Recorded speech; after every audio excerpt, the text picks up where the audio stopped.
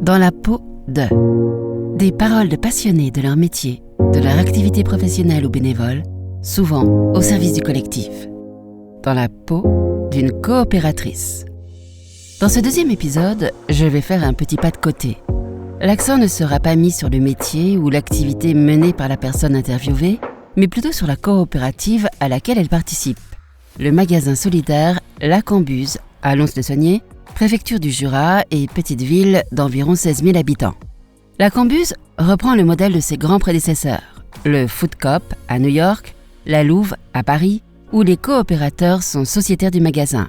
Ils achètent des parts et donnent au moins 3 heures de leur temps par mois ou plus pour son fonctionnement. C'est un magasin de circuit court, car directement en lien avec les producteurs. Il y aurait environ une centaine de magasins de ce type en France, dans des grandes et petites villes, toujours créés à l'initiative de quelques personnes. Martine, coopératrice de la Cambuse depuis presque ses débuts, m'a fait visiter le magasin et m'en a expliqué son fonctionnement. Je suis donc entrée dans un joli petit magasin à l'habillage de bois et aux petits étals bien achalandés. On y trouve beaucoup de choses, à des prix plutôt raisonnables. Mais tout de suite, découvrons ce magasin. Donc le magasin est disposé en plusieurs secteurs. Donc là, juste à droite, on a tout le vrac. À gauche, ce sont des produits locaux, soit des nouveautés. Voilà. Ensuite, là, à votre gauche, vous avez tous les légumes, donc de plateforme ou locaux. De l'autre côté, ce sont les fruits. Même chose, plateforme ou locaux. Ici, on va voir l'épicerie sucrée, sèche. L'épicerie salée, les vins locaux de ce côté et de toute la France de ce côté-là, en bio. Là, on a la chance, donc à Lons, on a un producteur d'huile qui s'appelle l'Arbre à huile, donc qui nous fournit en huile locale, donc toutes les huiles, etc. Tartinade, là, nos farines locales. Ensuite, tout ce qui est jus de fruits, un peu local ou pas, apéritif. Ici, c'est le rayon de viande. Donc, viande et produits végétariens, puisqu'on a pas mal de tofu. La viande et le poisson aussi, les truites. Ah oui. Ça, c'est tout local. Super. Voilà. Et la frénette. D'accord. Et la frénette, c'est particulier ? Oui, ça ressemble à une sorte de limonade à base de frêne. Et c'est local. Oui. Alors, juste une question, je crois que vous m'avez dit, quand vous avez pris le local, il appartenait déjà ? Un grossiste de fruits et légumes qui avait fermé depuis longtemps. Il y avait une chambre froide, il y avait une réserve, et puis il y avait ce grand local qu'il fallait aménager. Et que vous avez aménagé tout en bois, et c'est très beau. C'est ça, voilà. Alors, la Cambuse, c'est un magasin coopératif, c'est-à-dire que c'est un magasin qui appartient à tous ses coopérateurs, qui, pour le faire fonctionner, assure les tâches d'épicier, de caissier, tour à tour. Et c'est une des conditions pour pouvoir y faire ses courses. Comment est née cette initiative ? Alors moi, je ne suis pas à l'initiative de la Cambuse, j'y suis arrivée après. En fait, c'est un groupe de personnes, dont quelques-unes sont encore ici, qui avaient entendu parler de ce genre de projet et qui avaient envie de construire quelque chose du même type à Lons. Et depuis quand existe-t-elle ? Alors, je crois me rappeler que les gens ont commencé à mettre en place le projet vers 2019, 2018, je crois. Mais par contre, on a ouvert en 2020, l'année du confinement, donc avec un peu de retard, mais pas énormément, en septembre 2020. Et on a eu la chance de pouvoir être ouvert pendant le deuxième confinement. Parce qu'on était un petit espace, parce que ça pouvait convenir aux conditions du moment. Et quel est le fonctionnement donc, du magasin coopératif ? Alors, le magasin fonctionne avec un salarié qui est ici à 3/4 de temps, qui gère toutes les tâches administratives, qui s'occupe des plannings, etc., et de certaines commandes, donc qui s'appelle Mathias. Et nous sommes 250. Et pour pouvoir faire ses courses à la Cambuse, il faut être donc coopérateur, c'est-à-dire avoir pris en une fois ou plusieurs fois 10 parts sociales de 10 € et assurer un créneau de 3 heures toutes les 4 semaines, soit comme épicier, soit comme caissier. Combien d'adhérents actifs avez-vous ? Est-ce que sur les 250 personnes, est-ce que les 250 personnes font leur part, on va dire, par mois? Non. Alors, il y a 250 inscrits, mais il y a des exonérations. Par exemple, une personne qui est malade ou une personne qui a ponctuellement un problème professionnel qui fait qu'il ne peut pas se rendre disponible. Les personnes de plus de 75 ans, les couples qui ont des enfants de moins de 3 ans à charge, qui ne sont pas scolarisés, parce que ça représente une contrainte. Donc, tous ces gens-là sont exemptés, mais peuvent, s'ils le veulent, quand même faire des créneaux. Il y en a quelques-uns qui font quand même. D'accord. Voilà.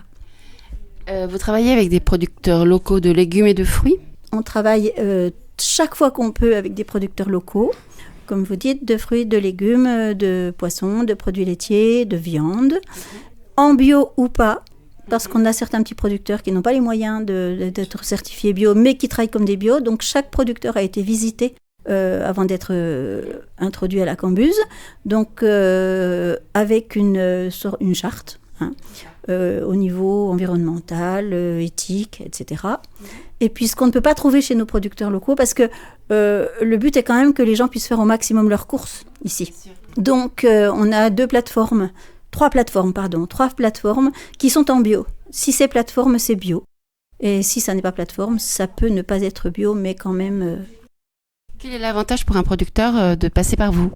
De se faire connaître, d'avoir quelque chose de régulier, puisque les commandes se font chaque semaine, d'être intéressé par le projet. Voilà, c'est vrai que nos producteurs, ils sont aussi sur le marché, ils sont souvent dans des AMAP aussi, et puis, mais c'est vrai que ça permet surtout de se faire connaître.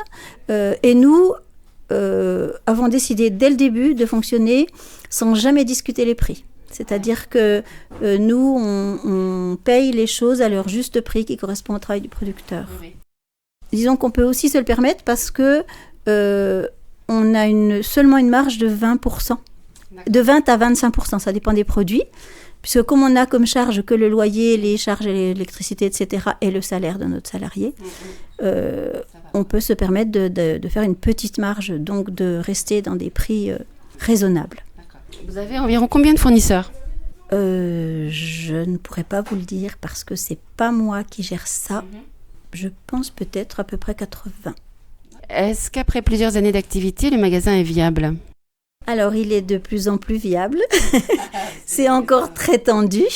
Mais c'est vrai qu'on arrive à, depuis l'année dernière, on couvre nos charges. Donc, petit à petit, on a commencé avec, c'est vrai, un solde qui n'était pas toujours positif, mais petit à petit, les choses se stabilisent, se consolident et on couvre nos charges. Donc, l'évolution est très bonne. Oui, oui. Oui. Quel problème de fonctionnement peut-il rencontrer? Eh bien, des problèmes très matériels comme le remplissage des plannings. Hein, certaines fois, on se retrouve rien qu'avec un épicier, les créneaux n'ont pas été remplis. Ça, c'est le cas de tous les magasins coopératifs, même les très gros. Donc voilà. Comme on est toujours un peu donc très tendu au niveau du chiffre, des pertes, parce que on a eu dernièrement un frigo en panne, donc il a fallu jeter. Voilà. Ça arrive, oui, les aléas des appareils électriques qui peuvent poser des problèmes. Je pense que c'est le même genre de problème que peut avoir ou n'importe quel magasin ordinaire, ou tous les organismes qui fonctionnent de façon coopérative, avec de l'humain qui... Est-ce que vous êtes satisfaite de son fonctionnement actuel? Alors pour ma part, oui. Oui. Vous êtes coopératrice à la Cambuse depuis combien de temps? Depuis l'ouverture. 2020. Combien d'heures y travaillez-vous par semaine ou par mois? Alors, moi je fais mon créneau de 3 heures, comme ce soir, mais en même temps j'ai la charge, avec 2 autres coopératrices, du rayon cosmétiques et produits d'entretien, seule d'une partie du rayon fromage, et de quelques confiseries du type chocolat locaux et biscuits locaux. Donc, je viens régulièrement, de toute façon, tous les 2 jours. Et puis, jusqu'à l'an dernier, j'étais au comité de gouvernance, mais bon, j'ai arrêté, ça faisait 4 ans. Chiffrer les heures, c'est guère possible. Ouais. Quels sont les avantages que cela vous donne en tant que coopératrice par rapport à vos achats? Alors, d'abord, je pense qu'on ne fait plus du tout ces courses de la même façon. C'est-à-dire que même si plusieurs produits, si certains produits sont un peu plus chers que dans un autre magasin bio mais traditionnel, on n'achète vraiment que ce dont on a besoin. D'accord. C'est la grosse différence à la consommation au supermarché où on va passer dans les rayons et puis prendre des choses dont on n'a pas forcément besoin. Ce qui fait que à la fin, finalement, on a dépensé moins. Bien sûr. Et puis on a, en comparant avec un autre magasin qui fonctionne avec des produits locaux, qui n'est pas bio mais qui fonctionne en produits locaux, on est souvent de 10 à 15% moins cher. Oui. Ben oui, avec notre marge plus faible. D'accord. Est-ce que vous faites toutes vos courses ? Alors, je fais presque toutes mes courses. D'accord. Je ne suis pas sur Lons. D'accord. Donc, comme je suis à une dizaine de kilomètres de Lons, j'ai une petite supérette pas très loin qui nous permet le dépannage. Je ne vais pas revenir sur Lons systématiquement, mais l'essentiel des courses est fait ici. Oui. Quel plaisir en retirez-vous de votre participation active à cette coopérative, ce magasin coopératif ? Pour moi, déjà, c'est l'aspect convivial. Parce que c'est un des points les plus importants. On considère, là, on est trois coopérateurs. Il va y avoir des moments où on va discuter, on prend un café. C'est pas du tout le fonctionnement d'un magasin traditionnel à ce niveau-là. Donc, moi, le magasin a ouvert l'année où j'ai pris ma retraite. Donc, ça pouvait pas tomber mieux. J'avais envie de conserver du lien social. Et donc ça, c'est pour moi le point essentiel oui. Et quel est l'âge moyen des adhérents ? On l'a déjà calculé. Je ne suis pas sûre de pouvoir vous le dire. Je dirais qu'il doit être autour, dans mon avis, peut-être 55 ans. Voilà. Mais on a quand même beaucoup de jeunes. On a beaucoup de jeunes. Des jeunes qui sont en reconversion, qui ont des objectifs quand même de bien manger, de changer un peu les choses et tout. Donc on a quand même beaucoup de jeunes. Oui. Donc est-ce que vous vous êtes fait des amis dans ce lieu ? Oui, beaucoup. Oui, j'ai rencontré plein de gens, pourtant je suis depuis longtemps sur Lons, mais beaucoup de gens que j'avais jamais croisés, parce que c'est vrai que c'est un endroit où on va croiser des gens qui ont des projets intéressants. Et oui. D'accord. Oui. Et j'ai vu que sur le site qu'il y avait des ateliers qui sont proposés régulièrement. Quel type d'ateliers ? Alors pour le moment, on n'en fait pas beaucoup parce que c'est vrai que ces premières années, il y a eu toute cette mise en place qui faisait qu'on était tellement absorbés par le fonctionnement propre du magasin. Donc on a déjà fait un atelier lessive, lessive et produits d'entretien. En fait, les choses se sont faites en 2 temps. On espère bien maintenant qu'on est un peu plus tranquille au niveau fonctionnement purement financier, pouvoir partir sur des choses, oui, plus sociales, plus... oui. Ça fait partie du projet. Oui, ça fait partie. De toute façon, dans le projet, il y a tout l'aspect solidaire. D'accord. Donc, on espère aussi créer des liens avec la maison commune de la Marjorie. Il y a l'association du pain, il y a plein de choses.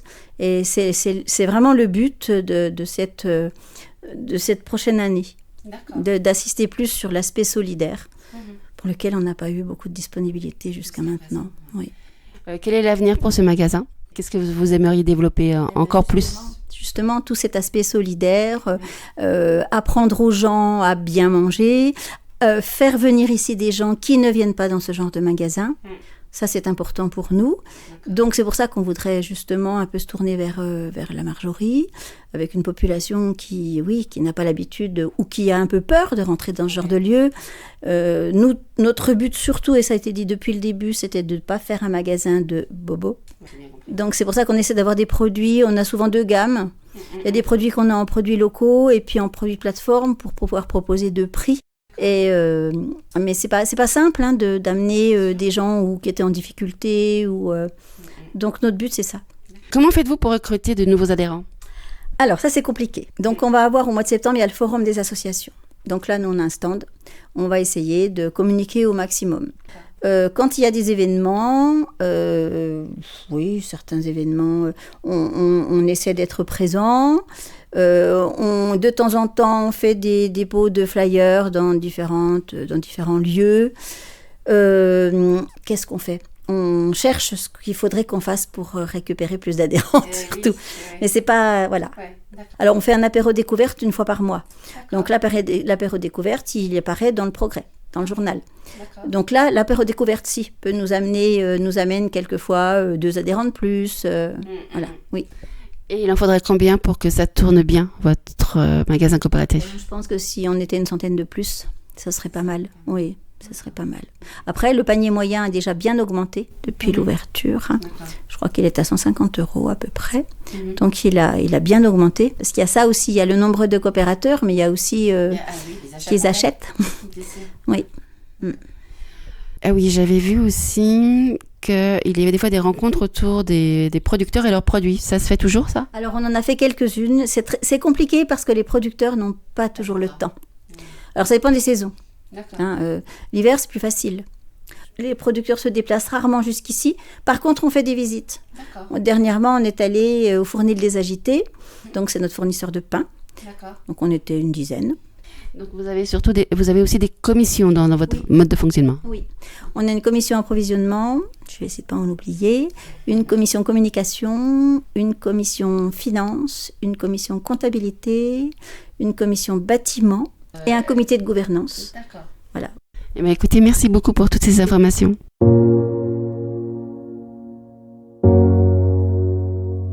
Le seul petit bémol, à mon avis, c'est que l'amplitude horaire est limitée. Le magasin ouvre surtout l'après-midi et en soirée.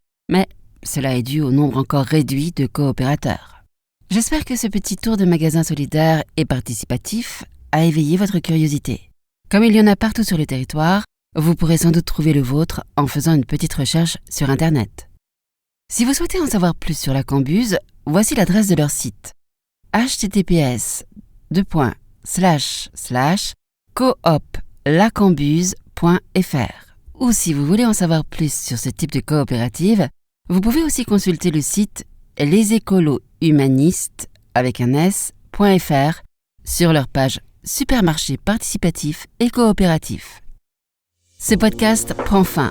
Vous allez pouvoir le retrouver sur ma chaîne YouTube et différentes plateformes de podcast, dont Apple Podcast. Sur mon blog, dans la peau de podcast.blogspot.com. Vous y retrouverez aussi des photos, des liens, etc. À bientôt pour une prochaine émission. Si vous aimez, partagez-la.